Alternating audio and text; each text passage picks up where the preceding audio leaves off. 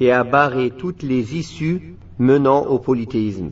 La sévère menace concerne le fait qu'une personne se rende à un endroit où se trouve la tombe d'un homme pieux dont la piété est connue, afin d'y adorer Allah seul, en espérant être touché par la bénédiction de ce lieu. Ceci est un comportement très répandu parmi les gens. En effet, ceux-ci croient que les alentours des tombes des pieux sont bénis et que l'adoration d'Allah en cet endroit est différente de son adoration en d'autres endroits. Alors que dire de ceux qui adorent autre qu'Allah subhanahu wa ta'ala et qui adorent ces tombes même, ou bien qui adorent ses occupants? En effet, les adorateurs des tombes vouent parfois leurs adorations à la tombe et parfois à son occupant. Ils l'avouent même parfois aux alentours de la tombe. Ainsi, les constructions et les grilles entourant les tombes des saints sont devenues des lieux visités au point où l'on considère ces grilles métalliques et ces constructions comme des divinités.